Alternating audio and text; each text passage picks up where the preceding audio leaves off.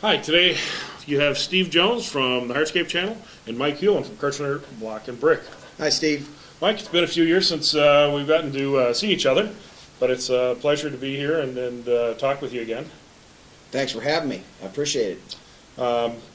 One of the things I wanted to talk to you today about is the contractors and their issues and knowledge of DOT regulations and the risks that they may be putting themselves at by not truly understanding all the regulations, waste scales, Yes. interstate Yes. travel. Yes, very important. Now, I know when we were talking earlier, you mentioned that in your group of companies that you have a transportation guy that handles all the That's correct, regulations. Steve. That's correct. DOT is so important to us, and trying to keep up with all the rules and regulations is very cumbersome. And so our company, quite a few years ago, actually put a DOT fleet coordinator in place who handles make sure that we are up to regulations on all of the truck maintenance, the record keeping of the maintenance on the trucks, DOT regulations, all the state DOTs that we cross over and deal with. Anytime that you're going into another state, you've got to have a different set of regulations for Illinois versus Missouri, Kentucky versus Arkansas, things like that. So again, we've got a centralized fleet coordinator that oversees a tremendous amount of that.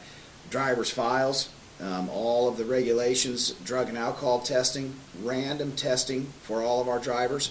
And it's important that we have that centralized person that helps us with all of those things. Oh yeah, even for my small company, with PaveTech, when we drive around, we have we ran out with a 1-ton van and a 14-foot 2-axle trailer out to Pennsylvania.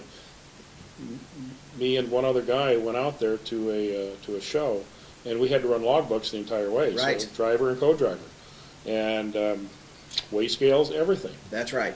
That's Most right. people think that unfortunately, but most contractors put themselves at risk by thinking that they're small, therefore they can sneak through. And I think what I've seen at the weigh scales is that pretty much the troopers at the weigh scales go, let them go. Right, right. But it is important for our contractors to really be aware of that and that they're at risk just like a large carrier would be. And so once those vehicles and trailers hit a certain point, they're going to be subject to those DOT regulations as well. And so our contractors really need to be aware of that. And, all of the licensing requirements and the numbers and the IFTA tags and everything like that, it's quite a deal when you're dealing with the number of trucks that we have. It's quite the insurance cards in each vehicle. It becomes quite a process, especially I know a lot of our contractors have multiple trailers, multiple trucks, and it becomes quite a process that they need to manage. It's not just simple as jumping in the truck and going out the gate. Yeah, and one of the things that seems to be a big area of a misconception with the contractors is that they believe that if they're not beyond a certain weight, that it doesn't count. If their vehicles have a capacity plate that it makes them commercial, That's correct. they're commercial. That's correct. It isn't what's on the truck and trailer, it's what it can carry. That's right. And some of the contractors that are in the not in the large metropolitan areas, they may go years before they get pulled over. They have a DOT inspection. I think some of our contractors that are in the big metropolitan areas that have a city DOT enforcement unit, such as St. Louis or Kansas City, they're probably a little bit more in tune because those guys are pulling over dump trucks, those guys are pulling over anything. They're going to go after the low-hanging fruit if they think they can get some violations. Not that they're out to get people, but if they feel like the vehicle looks rickety, if it looks like it might be out of compliance, many times those are the ones that they'll go after. So those folks that are doing work in the large metropolitan areas are probably maybe a little bit more aware of that than some folks maybe in smaller cities or rural areas, but yet they're still subject to the same potential risk. Now, I know that in a lot of states like Illinois, they have, the state DOTs are pretty Yes. all covering everything. I did not know, and what I just heard from you, is that some of the cities have their own DOT enforcement, which is something new that I haven't heard of before. That's correct. They'll have their own. City of St. Louis, as you know, when we first met, I was working over in Kansas City, and I spent 16 years over there. And they have a local Kansas City DOT enforcement, and they drive around in navy blue vans, and they are in charge of enforcing, and they're the same rules and regulations within Kansas City as the federal DOT regulations, but they have the right to enforce those within their city area, and same way here in St. Louis. Yeah. So, we had talked briefly before the interview about the insurance issues. If you aren't following the rules, if you aren't following the law, the insurance companies are not obligated to honor their insurance contract with you. That's correct. So it always, you're paying for the insurance, but in fact, it's not valid unless you're doing things correctly. That's right. And vehicles, trucking, I know when I started in contracting, I can't tell you, even though we made sure our stuff worked, there were times that it was a little scary. That's right. And as DOT inspections and enforcement have increased over the last few years, we're seeing more and more of good contractors getting hammered pretty bad. That's right. And, I think the one thing that we talked about, our fleet coordinator and our human resources department, it's really helped us to keep up with the changing federal regulations. As we know, we've got the new ban on the cell phones, where it's a one-touch law as far as you can use voice dialing or voice command options, or you can use a Bluetooth device as long as it's one touch. But then you start asking questions, well, does this apply to two-way radios or not? Well, those are exempt, but it's hard to navigate through what is a violation and what is not a violation. Same way with the DOT files. Many people think that, well, if I hire a new superintendent to run one of my crews, they may think, well, I've got my one file for human resources, I got all my paperwork, I'm good to go. Well, they don't realize that DOT requires that you have an entirely separate file on that person if he's going to be operating that unit. So you've got your random drug test protocol per DOT. That's not per the company policy. That's above and beyond the annual certification of violations. All of the new hire DOT paperwork. And so it's not just a one-time deal. Then you've got every year that you've got to keep up with that. And have they ever been into your offices to go through the files?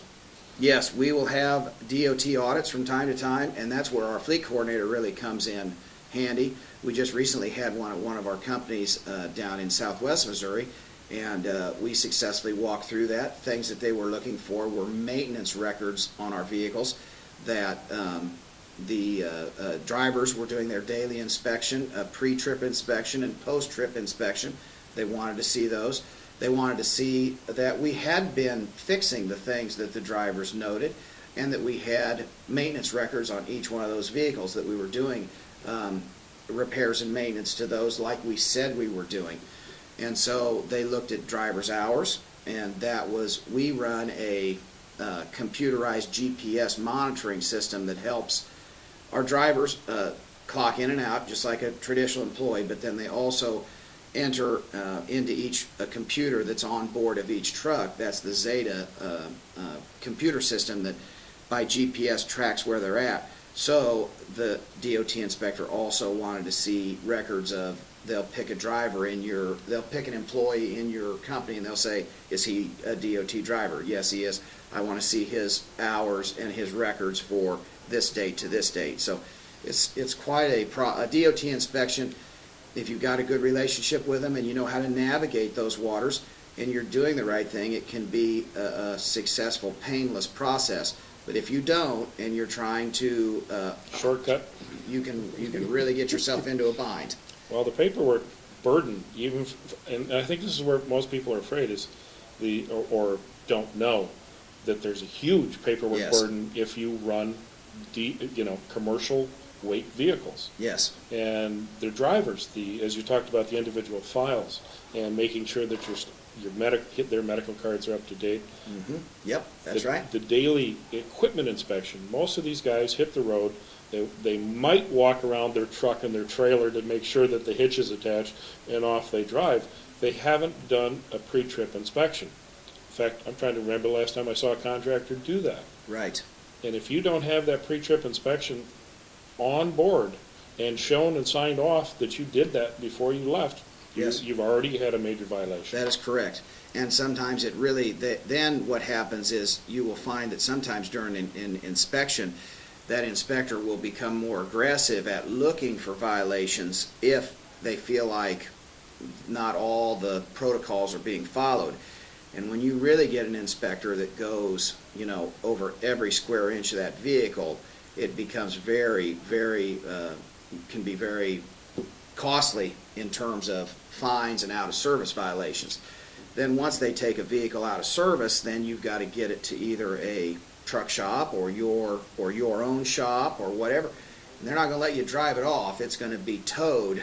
You're going to have to pay for the tow bill to get it in there, and then you've got to do all the requisite paperwork to get the truck back in service, and that involves paying the fines that you incurred during the inspection, and also then having a certified mechanic sign off that all the work has been done. So, and the other thing too that I thought about when you talked about when a driver does get pulled over, or that potential, is that many times we find that the truck doesn't, although we've put them in there, December and January is a big time change of the year. You've got to get all your licenses up to date, all your cab cards, all your insurance, your IFTA tags, all that stuff that's involved.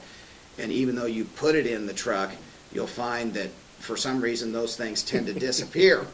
And so the driver will say, "Where's your insurance card?" Well, they'll be at a truck scale. "Where's your insurance card?" "Well, it's here, but I can't find it." Well, then they call back to us, and it's important for us to have a copy in the office to be able to fax to the truck scale and prove that we're up to snuff. So even though you do all your homework, there's still even a lot of pitfalls there. Yeah, well, one of the things that we're going to do at Hardscape North America this coming year in October down in Louisville is that we've offered Bob Kramer from my office, who's actually very up to speed on the DOT stuff, because we go from state to Yes. state for shows. And we've had a few fines. We've never been put out of service, which is, as you mentioned, is a tremendous cost and a huge pain in the butt. Because when you get your equipment, I mean, you're shut down. Yes, It's off. that's right. Give me the keys. That's right. And then, just like you said, it gets towed somewhere. Mm-hmm. Oh, haven't had it out of service, but we came close. Well, that's good. That's good. That's good. So, Mike, I really appreciate the information you shared with us. I hope we've put a little bit of light on the DOT. I'm a fear, scare, whatever, knowledge about what these Respect. guys do. Respect, good word. Because when those troopers walk up to your car or up to your vehicle, and they never have a smile on their That's face. correct. They don't. They're on a mission. Yep. All right. Mike, Steve, thank you so much. Thank you very much. Appreciate it.